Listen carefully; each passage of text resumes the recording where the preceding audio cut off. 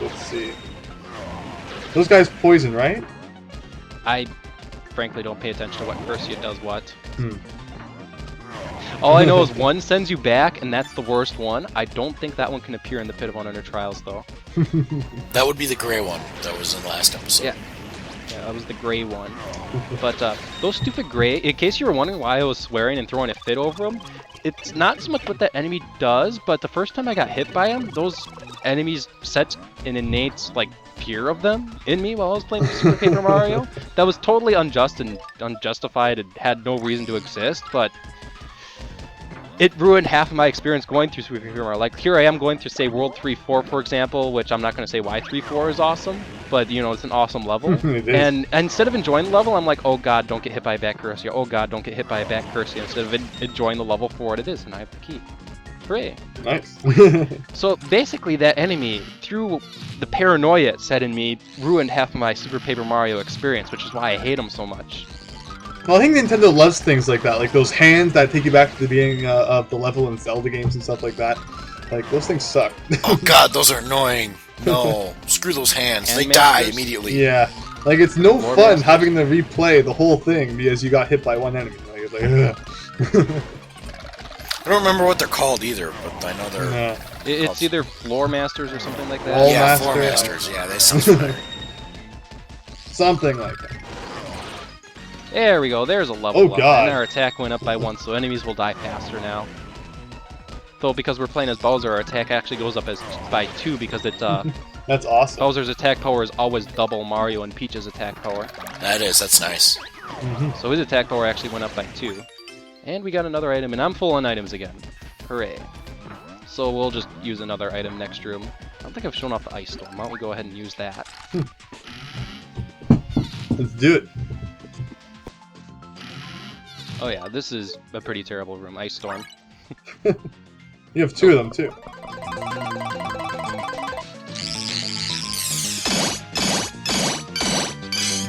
Sweet, frozen. Nice. That has to be a really terrible experience when you actually think about being frozen and being burned alive. Just complete sensory overload on your system. Oh, At God. the same time. Oh, I'm frozen! Nope, I'm on fire now. It's true. You want one way to make your senses just go completely crazy, do something like that. I suppose that's why Icy Hot is so popular. Icy And Hot for you- goes on... What does it say? Goes on... Something to dull the pain and goes on hot to relax it away. Icy Something like Hot. that. Try a new Icy Hot patch, because I'm Shaq. It makes me wonder if any Let's Player has been asked to advertise a product before. I haven't, so... But I have advertised for products in the past, like, I'm not certain if I've done this in Let's Play or if I've done this in a stream, but my favorite energy drink is a Balls energy drink. Gosh, I love that energy drink. It kind of sort of tastes like Sprite, but I personally think it's a little better than Sprite. I don't really drink energy drinks. I'm more of a soft drink guy. And that's about as far as I go.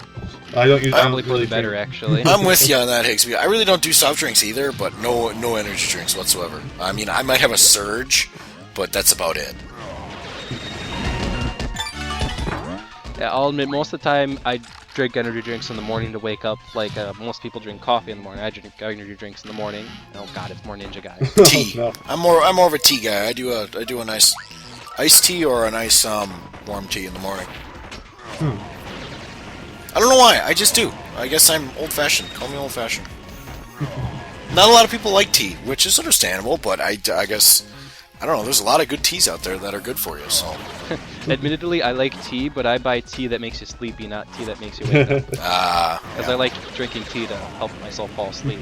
And for some reason, these ninja enemies were nowhere near as much of a pain in the ass. You know- see that? They all just went into Bowser. It's just all ran into the flame. But Well, yeah. I'm sorry, go ahead, actually. But regarding tea, I know quite a few people who like tea. Although it's funny, because I don't know how many people. I don't think we mentioned it yet. But I do live in Canada. Yeah, I think I mentioned that once. No, notice I haven't said A the entire video, except when I was just joking about that. Wasn't even going to question. But anyway, that doesn't count as an A. No, but whenever I go on vacations to the U.S., whenever people ask for tea, like I remember one time we went to a Pizza Hut, and someone asked for a tea, and they brought them iced tea. Where I am, unless you specifically ask for iced tea, they'll assume you want warm tea. So really? Yeah. So how does that work there? So I mean, is that generally if you ask for tea in the U.S., people assume it's You iced usually tea? get iced tea if you just ask Yes, for tea. yes. If you ask for a tea, it's always iced. Unless if there's a couple specialty shops that serve warm tea, but here it is just pure iced.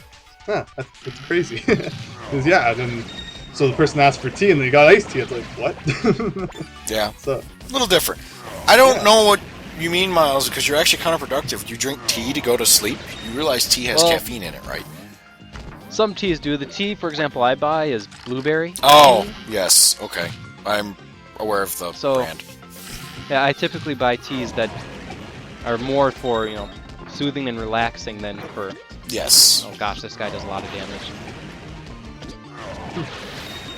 Yeah, I know where you're getting at. Usually, most teas do have caffeine in it and do help you stay awake. But at least in my case, I don't know, just drinking a nice, really warm tea kind of relaxes me. Even if it does have caffeine, it does relax me. Holy cow. Well, and also, as a note, we're not talking about, like bottled tea or canned tea, or we're talking about fresh tea, because it's got a ton of sugar in it.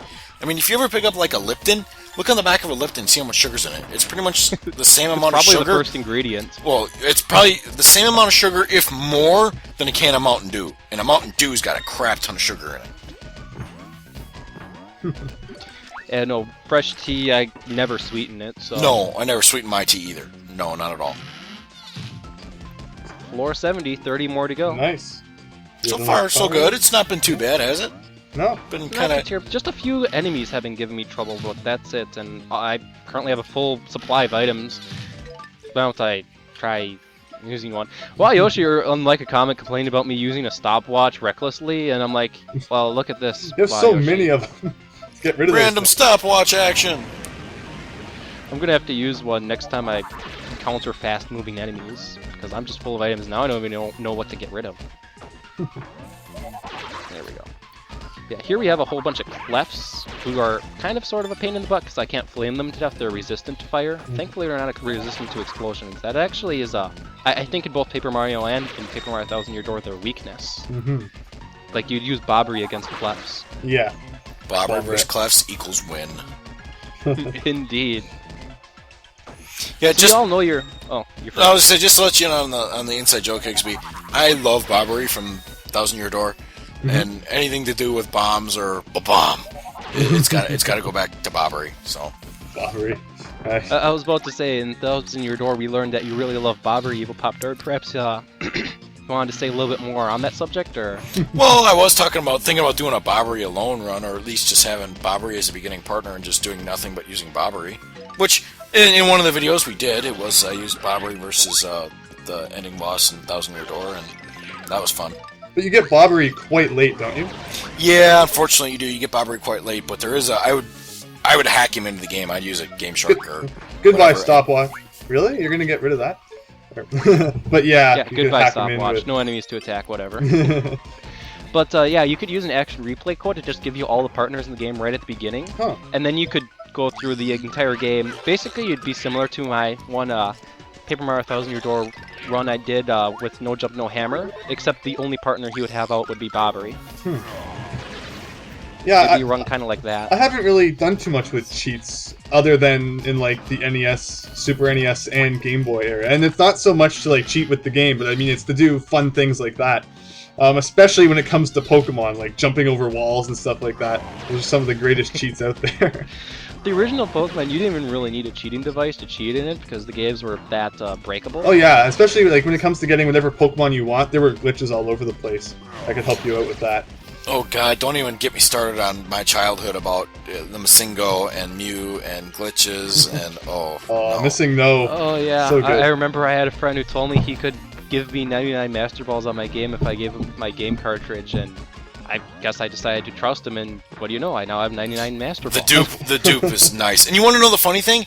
I don't remember what manual it is. I think it's it came out later. It's the one where it's got Pokemon Yellow, Pokemon Red, Pokemon Blue combo thing in it. It basically tells you all the glitches in it. It's a normal guide, but there's a small section in it where it's just glitches. It tells you how to get all the infinite stuff, Masingo, Mew. It gives you the glitches right in the guide, and it's like, oh my god, really? That's awesome. That doesn't sound like it would be a Prima guide, would it? I don't think it's a Prima guide. No. I could look it up, but it's whatever one where it had the yellow, red, and blue combo all in one book. But yeah, unfortunately it was too late for me by the time I found out about Missing No, because I'd already wasted it on like a Machoke or something in Victory Road. Man, I was so young when I got Pokemon Blue. It's crazy. Well, I still remember the story with it. I eventually found out about it later. It was supposed to be Pokemon Red and Green, but Yeah. Pokemon Blue is Pokemon Green in Japan. Well, kind of. Pokemon Blue, Japan actually got all 4 colors, with blue, green, red, and yellow. But our versions of Red and Blue use the updated sprites that came out when Blue was released in Japan, because if you go to like Google and you search Pokemon Green sprites, things look completely different. Like, look at Mew. It looks nothing like what Mew looks like today, and stuff like that. Really? Okay, I didn't know that. Yeah. Not. I just knew that Green and Blue were different from Japan and here. Yeah, well, see, it's really weird, because, yeah, they got all 4. But, I mean, the main 2 in Japan were red and green. But later on, Blue came out, and it served as kind of like an update, and, like, the sprites were better and things like that. So then, when they came over here, they kind of brought most of the updated features that came with Blue. Oh, God. No, don't make us redo this! I'm joking. That was more stupid than I thought it would be. I thought that was actually a fairly smart idea, and it was not. Anyway, you were talking about Pokemon stuff that I guess I've never read into, so you may continue. Well, yeah, it's just about done, but so that's pretty much it. It's funny, because for the longest time, I thought that Japan never had a Blue, but they did, although it was kind of like a special edition that only, I believe you had to be subscribed to a magazine, and you got it through a special with that. But yeah, they did have all 4 colors, unlike some people think, where they only had green instead of blue. They actually had both, but blue was out later, with updates. And Okay, good to know. I didn't know that. I always assumed that they were just different. So yeah, that long last shroom, A, probably saved my life, and B, healed a decent amount of HP. My next level up is at 2500, which I'm actually pretty close. Oh yes, very good. It should be a HP level up. Like, you thought I was over leveled earlier, this run through the Pit of Honor trial is basically just going to blow my level up. Which is alright. Because level really doesn't matter to whole lots in this game. Well, it's just attack power and HP. Yeah, well, it's good when you get those anyway. Let's see, I forgot, were we on the 70s or the 80s? I wasn't paying attention. We're in the We'll figure out here. 70s now. 77, okay. Yeah. Oh god, it's these things. God damn it, I hate these No. 17 health. Are you good as far as healing items go? I don't really remember what I didn't do. Let's check them. I have Shroom Shake, and a Fried Shroom, and a Life Shroom. Alright. And I have a Blocky Block next time we run into really, really annoying enemies, or if I'm really low on HP and I need protection now. Well, luckily we have that life shroom at least, anyway. And there's a level up Nice. anyway, so... Yeah, Max and the it. Life Shroom, just in case, I blow it and make it to 0 HP. I really don't want to use it, though. No. Because me using it basically signifies that I fucked up really bad. So, but we're almost there, to the point where we're actually talking about the game instead of stories. I actually ran out of topics to talk about, so I wanted to thank you for watching if you're still watching. But yeah, so I believe I have all my facts about the old Pokemon games right. Please point me out in the comments if I don't. But, yeah. But, well, I got a topic that I just thought about. The earliest you can do this Pit of 100 trials in the game is actually immediately after you get Boomer, because you need Boomer to actually get to the pipe to go into the Pit of 100 trials. And it's actually probably a good thing that you have to wait until you get Boomer, because a lot of the enemies are frankly impossible to kill without Boomer. So if you could get into the Pit of 100 trials earlier, you could end up in situations that are unwinnable flat out. Yeah. As much as it is disappointing to not be able to beat the Pit of Wonder Trials in, like, say, Chapter 1, I know some people would, if they could, they'd be masochist and try it, and try it, and try it, till they get, you know, the enemy that they can kill, you know, killed. And they keep doing it till they made it. So, specifically, I keep mentioning Yoshi, but he did a run as early as he can in the Pit of 100 Trials, and I remember watching it. That one chain chomp he ran into on floor 25 is actually a major pain, because you might not necessarily have the attack power to defeat him if you enter the Pit of Wonder Trials at a really, really low level. To where you either A, need a good item, or B, need the whatever the hell in this game increases your attack power. But that's basically the earliest you can do the Pit of Wonder Trials in this game, and it's not necessarily you know, super amazing to do it super early, although the prize at the end is actually worth it. Unlike in 1000-Year Door, where the prize at the end is just this kind of so-so badge, here in this game, the prize at the end is definitely worth it. Part of the reason isn't just me proving that Bowser's overpowered in this game while I'm going through the Pit of Wonder Trials, is because the prize at the end really is worth it. Yeah. I was going to ask that. Why so early? The prize must be at least halfway decent then, so that just confirms it. Yes, it is. Oh god, I jumped right into the pig thing. The pig thing, we don't know. Piggy banks. They look like piggy banks, so I'm going to refer to them as the piggy banks. Piggy bank, that's a good name. They do, they look like piggy banks. You can just flame that last one, yeah. Oh, sweet. I'll take that. Nice. I don't feel like messing around in this room way too much more often.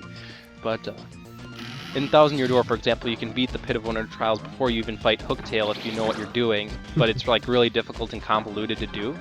In this game, doing the Pit of Wonder Trials as early as possible isn't necessarily difficult or convoluted, but you know, doing it without Bowser, for example, you definitely have to be, you know, decently careful. Yeah, I mean, more careful than I'm being, without a doubt.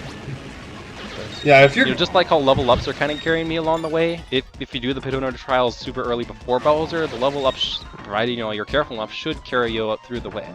Like, as long as you're good at dodging and stuff, and I mean, you have the right item, and you like, get the right items, you can definitely, like you said, do it quite early on, unlike turn-based battles, where you can only do so much each turn, and then enemies kind of destroy you the next turn, not when it's their turn. No kidding. Oh gosh. Well, what's nice is this also saves you from grinding against monsters later on if you get at a tough point. Yeah. Plus, this also is a good grind regardless of what you're doing anyway.